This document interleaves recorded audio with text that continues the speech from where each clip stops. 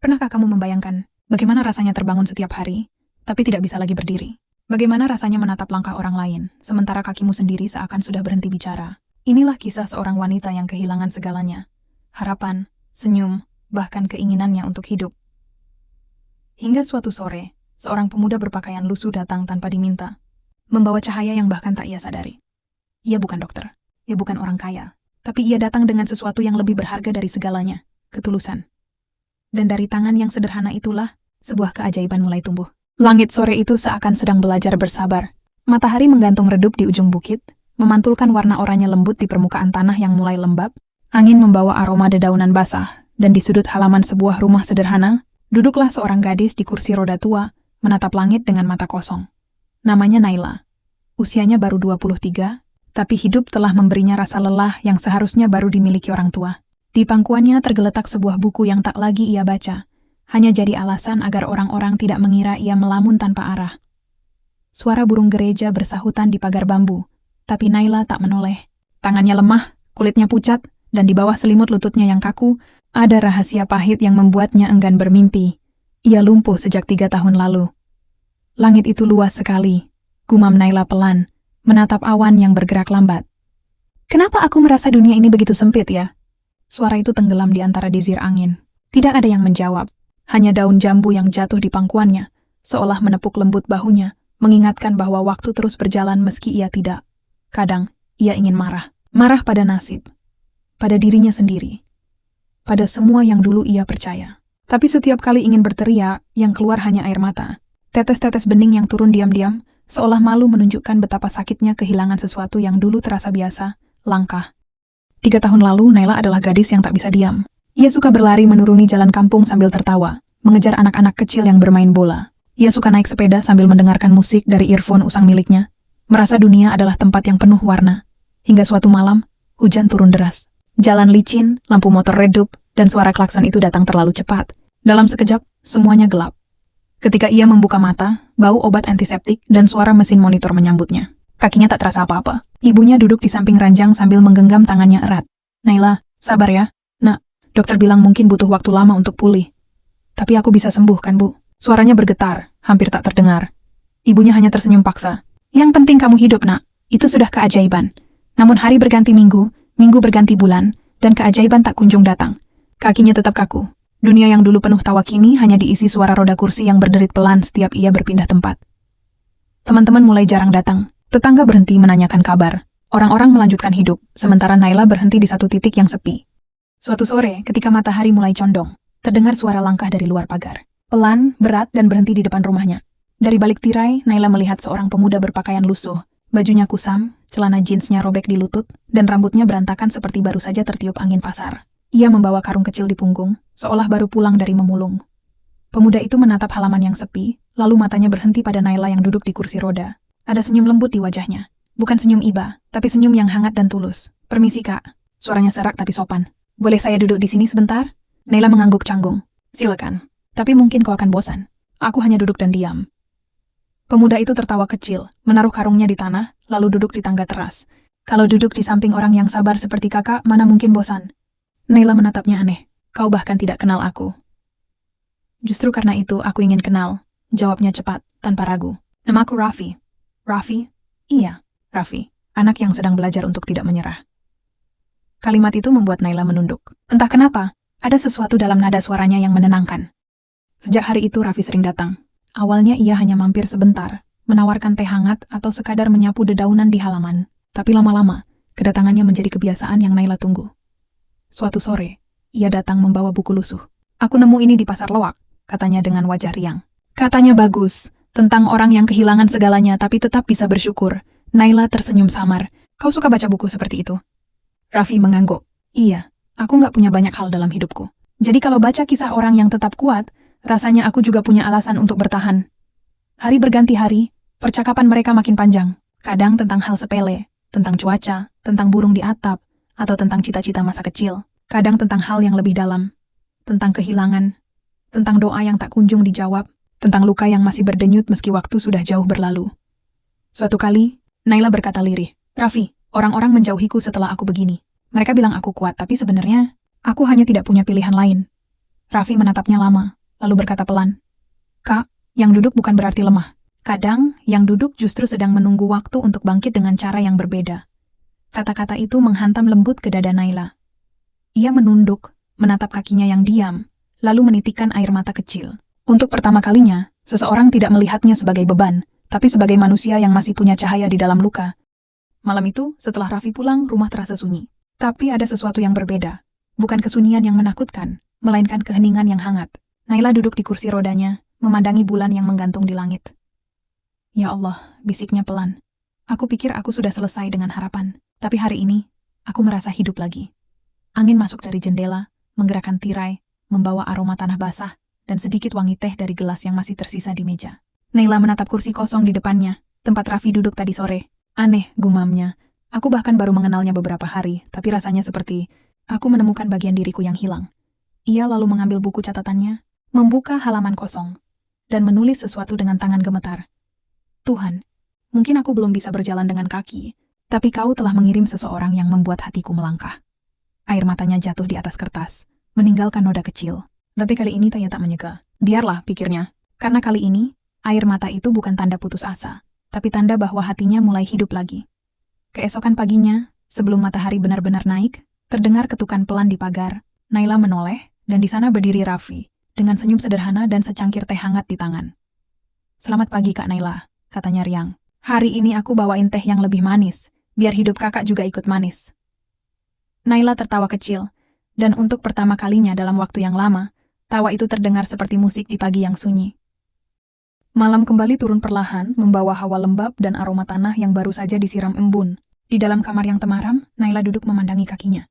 Dua kaki yang dulu sering ia gunakan berlari menuruni bukit, kini diam tanpa daya. Tapi malam itu berbeda. Ada sesuatu yang terasa hangat. Ia baru saja menutup matanya setelah berdoa panjang. Dalam sujudnya, ia berbisik lirih, "Ya Allah, aku tidak meminta Kau sembuhkan aku secepatnya. Aku hanya ingin kembali merasa berguna, walau sedikit saja." Angin meniup lembut tirai jendela, seperti bisikan halus yang datang membawa jawaban. Dan entah kenapa, wajah Raffi melintas di pikirannya.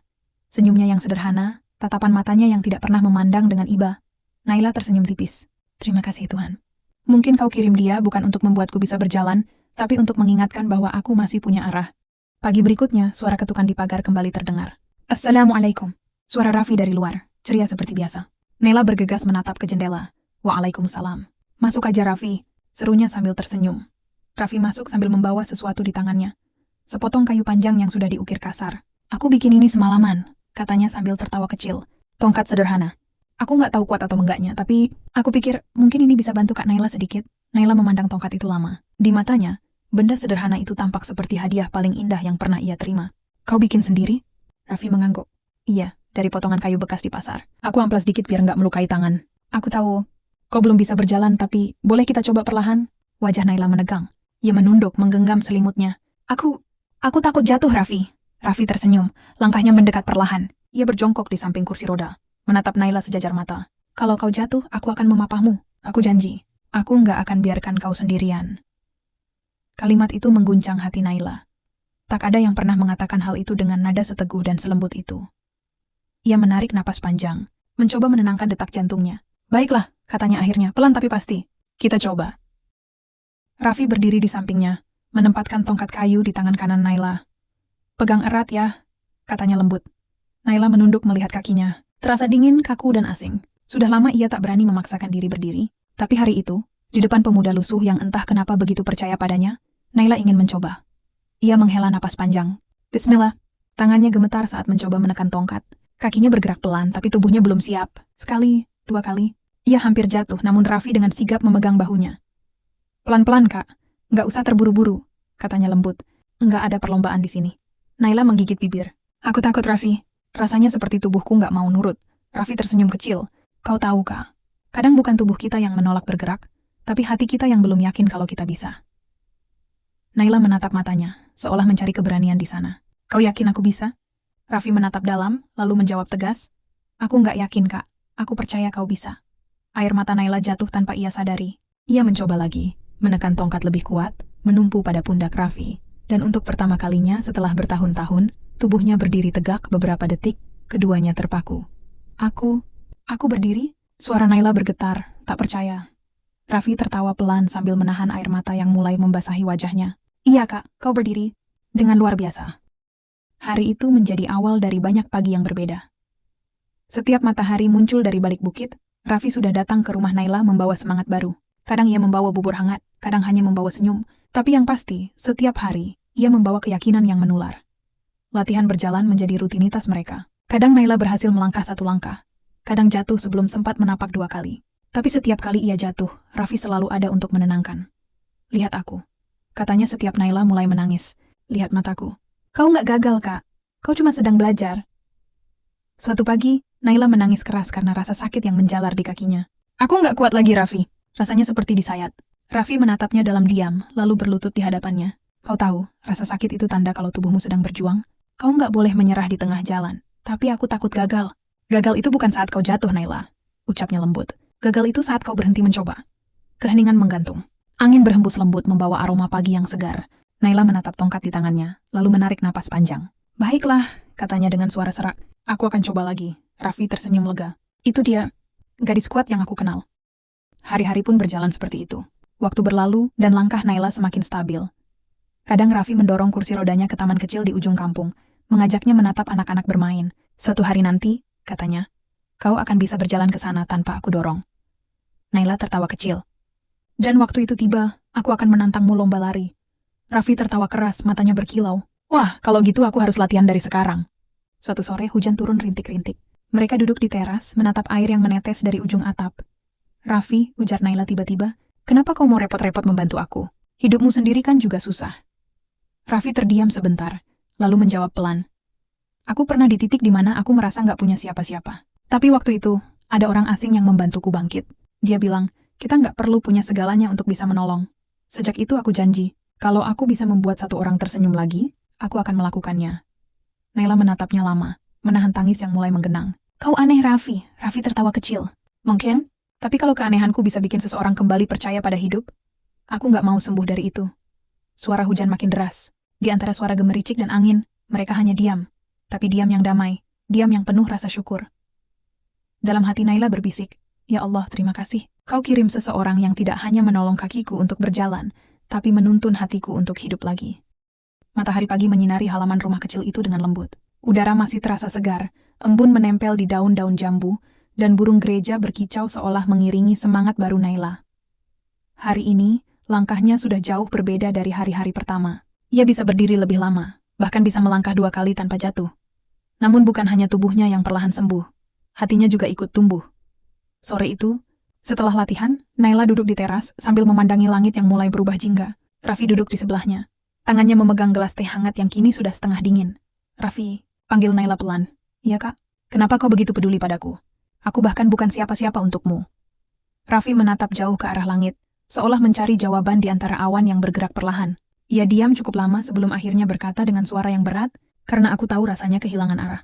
Naila mengernyit pelan, menunggu ia melanjutkan. Aku pernah di titik paling gelap dalam hidupku. Kak, aku kehilangan pekerjaan, rumah, dan orang yang paling aku sayang. Waktu itu aku merasa nggak ada gunanya lagi hidup, tapi ada seorang laki-laki tua yang menolongku. Dia nggak kaya, tapi hatinya besar. Dia bilang, Nak, kalau kau sudah sembuh nanti, jangan lupa tolong orang lain yang juga kehilangan harapan. Raffi menatap Naila dengan senyum kecil. Jadi, mungkin ini caraku menepati janji itu. Naila terdiam, air matanya mengalir perlahan. Kau tahu, Raffi, Tuhan benar-benar tahu siapa yang dikirim untuk siapa. Raffi tersenyum. Mungkin karena kita sama-sama pernah hilang, Kak. Hanya saja, kali ini kita menemukan arah bersama. Hari-hari berlalu, Raffi tetap datang setiap pagi tanpa pernah mengeluh. Kadang ia membawa bunga liar yang tumbuh di pinggir sawah. Katanya, biar rumah kakak kelihatan hidup. Kadang ia membawa gitar tua, memainkan lagu sederhana sambil tersenyum malu. Naila selalu menatapnya diam-diam, merasa sesuatu bergetar di dadanya setiap kali mendengar suaranya. Namun di balik semua itu, Raffi masih menyimpan luka. Malam-malam ia sering duduk sendirian di bawah lampu jalan, memandangi tongkat kayu yang ia buat untuk Naila. Ia teringat wajah ibunya, perempuan sederhana yang dulu sering berkata, Nak, kalau hidupmu susah, jangan balas dengan kesedihan. Balaslah dengan kebaikan. Dan malam itu, ia menangis pelan, menatap langit yang sepi. Bu, aku harap ibu bangga. Aku cuma ingin menepati pesan ibu, menolong orang, walau aku sendiri belum sepenuhnya sembuh. Di tempat lain, Naila juga belum bisa tidur. Ia memandangi tongkat kayu di samping tempat tidurnya, lalu berbisik, Raffi, Kau tidak hanya menuntunku berjalan, tapi juga menuntunku percaya bahwa aku pantas bahagia. Pagi yang cerah, angin membawa aroma bunga Kamboja dari halaman depan. Raffi datang seperti biasa, tapi kali ini ia menemukan sesuatu yang berbeda. Naila tidak berada di kursi rodanya. Tongkat kayu itu tergeletak di tanah, dan dari dalam rumah terdengar suara langkah pelan. Raffi, suara Naila bergetar dari ambang pintu. Raffi menoleh cepat, dan di sana, berdiri Naila dengan tubuh gemetar. Kedua kakinya menopang beratnya sendiri tanpa bantuan. Air matanya mengalir deras. Aku bisa berdiri tanpa tongkat. Suaranya lirih, hampir tak percaya. Raffi terpaku beberapa detik sebelum akhirnya tertawa bahagia. Matanya ikut basah. Ia berlari menghampiri, menahan Naila agar tak kehilangan keseimbangan. Alhamdulillah, Kak. Aku tahu kau bisa, katanya penuh haru. Naila memegang dadanya. Air mata jatuh tanpa henti. Aku bahkan gak tahu harus bilang apa. Aku cuma tahu, aku ingin berlari lagi suatu hari nanti. Dan aku ingin berterima kasih. Jangan berterima kasih padaku, kata Raffi lembut. Terima kasihlah pada dirimu sendiri, karena kau tidak menyerah. Keduanya terdiam lama, hanya menangis dan tertawa dalam waktu yang sama. Dan di antara isak itu, suara azan zuhur terdengar dari kejauhan, seolah menjadi saksi dari keajaiban kecil yang baru saja terjadi. Hari-hari setelah itu menjadi babak baru. Naila mulai berani melangkah di halaman rumah tanpa tongkat. Ia masih goyah, tapi matanya penuh cahaya yang tak pernah ada sebelumnya. Suatu sore, setelah berhasil berjalan 5 langkah tanpa jatuh, Naila duduk di bawah pohon jambu sambil menatap Raffi. Raffi, katanya pelan, aku nggak tahu gimana hidupku tanpa kamu. Kalau kamu nggak datang waktu itu, mungkin aku masih tenggelam dalam gelap. Raffi tersenyum kecil, menatap daun-daun yang jatuh tertiup angin. Aku juga nggak tahu, Kak, kenapa aku datang ke rumah ini pertama kali. Tapi sekarang aku tahu, mungkin karena aku juga butuh sembuh, sama seperti kamu. Naila terdiam, menatapnya lama. Sembuh dari apa? Raffi tersenyum getir. Dari kehilangan. Siapa yang kamu kehilangan, Raffi? Ibuku, jawabnya singkat. Dulu aku kerja keras di kota, lupa pulang. Saat aku kembali, aku cuma datang ke pemakaman. Sejak itu aku janji, aku nggak mau lagi melewatkan kesempatan untuk berbuat baik pada orang lain. Naila memejamkan mata, air matanya menetes tanpa suara. Kalau begitu, biarkan aku jadi orang yang kamu tolong terakhir. Setelah ini biarkan aku yang bantu orang lain juga. Raffi menatapnya lembut. Kau tahu, Kak, itulah doa yang paling indah yang pernah aku dengar. Beberapa minggu kemudian, langkah Naila makin kuat. Ia sudah bisa berjalan keluar rumah, menyapa tetangga, bahkan pergi ke warung kecil di ujung jalan. Orang-orang menatapnya dengan haru. Subhanallah, Naila sudah bisa jalan lagi. Seru salah satu ibu tetangga. Naila tersenyum malu, memegang tangannya yang bergetar. Bukan aku yang hebat, Bu. Aku cuma dibantu orang yang nggak pernah lelah percaya padaku. Raffi berdiri agak jauh, hanya tersenyum tanpa ingin dipuji.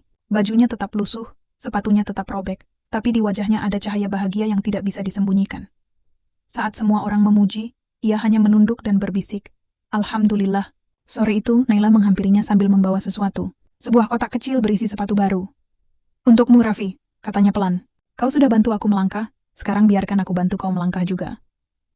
Raffi menatap sepatu itu lama. Aku nggak butuh hadiah, Naila. Cukup tahu kau bisa berjalan. Itu sudah hadiah terbesar buatku. Tapi bagiku, jawab Naila, tersenyum lembut. Ini bukan hadiah. Ini ucapan terima kasih dari seseorang yang akhirnya bisa berjalan lagi. Bukan cuma dengan kaki, tapi dengan hati. Raffi menatapnya, dan untuk pertama kalinya, matanya benar-benar basah. Kau tahu, Naila, dulu aku pikir aku cuma nolongmu, tapi ternyata kau juga menyembuhkanku. Langit sore itu berwarna jingga keemasan. Angin berhembus pelan, membawa aroma damai yang sulit dijelaskan. Dua jiwa yang pernah patah kini berdiri berdampingan, tersenyum menatap matahari yang tenggelam, tanda bahwa sesuatu yang indah baru saja lahir dari luka lama. Hari-hari setelah itu berjalan dengan damai. Naila mulai sering keluar rumah, berjalan dengan langkah yang masih pelan tapi penuh keyakinan. Tiap kali melewati jalan kampung, anak-anak kecil berlari menghampirinya sambil bersorak, Kak Naila sudah bisa jalan lagi. Gue tersenyum dan membelai kepala mereka. Iya, tapi semua ini bukan cuma karena aku. Ini juga karena ada orang baik yang bantu aku percaya lagi. Sementara itu, Raffi tetap seperti biasa. Bekerja serabutan, memungut kardus, membantu orang di pasar. Meski hidupnya sederhana, hatinya selalu penuh syukur. Ia tak pernah menceritakan kepada siapapun tentang perjuangannya bersama Naila. Suatu sore, seorang tetangga berkata kepadanya, Raffi, kau ini pahlawan. Kalau bukan karena kau, Naila nggak akan bisa jalan. Raffi tersenyum dan menjawab tenang. Aku bukan pahlawan, Bu. Aku cuma orang biasa yang kebetulan disuruh Tuhan lewat di jalan yang benar. Ia tidak tahu, di balik jendela rumah, Naila mendengar kalimat itu. Air matanya menetes, tapi kali ini bukan karena sedih, melainkan karena rasa hormat yang begitu besar kepada sosok sederhana yang telah mengubah seluruh hidupnya. Beberapa hari kemudian, matahari sore jatuh pelan ke ufuk barat. Langit jingga menyala seperti lukisan. Naila menunggu di halaman, memegang sesuatu di tangannya, sebuah amplop kecil dan bunga kamboja putih. Saat Raffi datang dengan langkah lelah, ia tersenyum dan menyapanya. "Kau datang juga?" "Selalu," jawab Raffi ringan, meletakkan karungnya di tanah. "Kau pikir aku bisa lewat sehari tanpa dengar ceritamu?" Naila tersenyum dan menyerahkan amplop itu. "Aku mau kau baca ini di rumah nanti. Isinya bukan uang, bukan surat cinta juga, cuma sesuatu yang dari hati." Raffi menatapnya heran. "Kenapa nggak boleh baca sekarang?" "Karena aku pengen kau tahu, sebagian hadiah nggak harus diterima di depan mata. Kadang cukup di dalam hati." Raffi hanya tertawa kecil, lalu mengambil bunga kamboja dari tangannya. "Bunga ini untukku juga?" "Untukmu," jawab Naila lembut. "Kau sudah bantu aku tumbuh lagi." Bunga ini lambang dari itu. Beberapa hari kemudian, matahari sore jatuh pelan ke ufuk barat. Langit jingga menyala seperti lukisan. Naila menunggu di halaman, memegang sesuatu di tangannya, sebuah amplop kecil dan bunga kamboja putih. Saat Raffi datang dengan langkah lelah, ia tersenyum dan menyapanya. "Kau datang juga?" "Selalu," jawab Raffi ringan, meletakkan karungnya di tanah. "Kau pikir aku bisa lewat sehari tanpa dengar ceritamu?" Naila tersenyum dan menyerahkan amplop itu. "Aku mau kau baca ini di rumah nanti. Isinya bukan uang, bukan surat cinta juga, cuma sesuatu yang dari hati." Raffi menatapnya heran. "Kenapa nggak boleh baca sekarang?" "Karena aku pengen kau tahu, sebagian hadiah nggak harus diterima di depan mata. Kadang cukup di dalam hati." Raffi hanya tertawa kecil, lalu mengambil bunga kamboja dari tangannya. "Bunga ini untukku juga?" "Untukmu," jawab Naila lembut. "Kau sudah bantu aku tumbuh lagi." Bunga ini lambang dari itu. Malamnya, di bawah cahaya lampu redup di rumah kontrakan kecilnya, Raffi membuka amplop itu. Isinya hanyalah selembar kertas dengan tulisan tangan yang indah dan sederhana. "Raffi, terima kasih karena sudah membuatku percaya lagi pada hidup. Dulu aku lumpuh karena kehilangan harapan, bukan hanya karena kakiku. Kau datang dengan langkah yang tenang dan hatimu yang bersih, lalu menunjukkan bahwa keajaiban tidak selalu bersayap.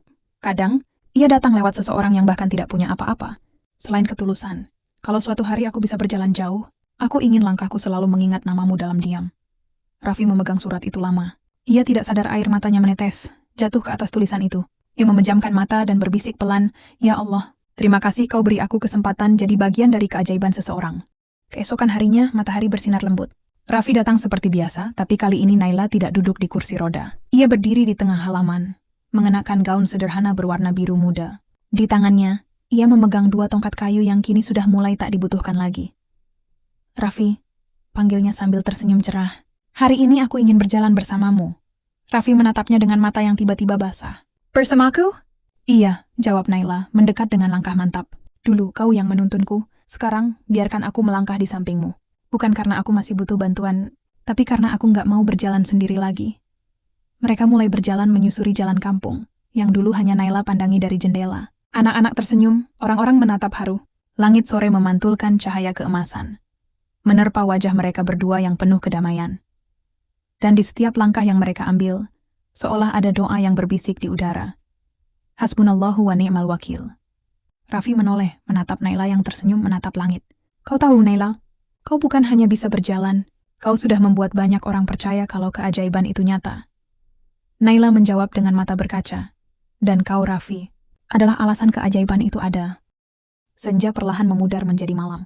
Di bawah cahaya bulan yang lembut, keduanya duduk di bangku kayu dekat sungai kecil di ujung kampung. Air berkilau, angin mengusap wajah, dan bintang pertama mulai muncul di langit. Hening sesaat, lalu Naila berkata lirih, "Kau tahu, Raffi, aku dulu takut menghadapi masa depan. Tapi sekarang aku nggak takut lagi, karena aku tahu, bahkan kalau suatu hari kakiku tak mampu melangkah, aku sudah pernah berjalan dengan hati." Raffi menatapnya dengan senyum tenang, "Dan aku bersyukur pernah jadi bagian dari langkah-langkah itu."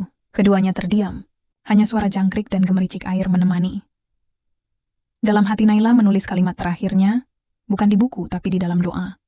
"Tuhan, terima kasih, kau kirim seseorang yang tidak sempurna, tapi dengan ketulusan yang sempurna. Melalui dia, aku belajar bahwa mukjizat bukan ketika kaki bisa melangkah, tapi ketika hati berani memaafkan masa lalu dan memilih untuk hidup lagi." Sahabat, dari kisah Naila dan Raffi, kita belajar bahwa keajaiban tidak selalu datang dalam bentuk yang besar. Kadang ia datang dari seseorang yang sederhana, dari senyum yang tulus, dari tangan yang menolong tanpa pamrih, dari hati yang mau mendengarkan tanpa menghakimi. Jadi, jika hari ini kau merasa lemah, jangan menyerah. Mungkin Tuhan sedang menyiapkan seseorang untuk menggandengmu, atau mungkin justru kau yang akan menggandeng orang lain keluar dari gelapnya dunia. Mari kita tutup kisah ini dengan solawat, agar hati kita tetap hangat. Allahumma salli wa sallim ala Sayyidina Muhammad wa ala ali Sayyidina Muhammad. Dan jangan lupa, Subscribe, like, dan share kisah ini agar lebih banyak hati yang tersentuh, karena setiap kebaikan yang dibagikan adalah langkah menuju keajaiban baru.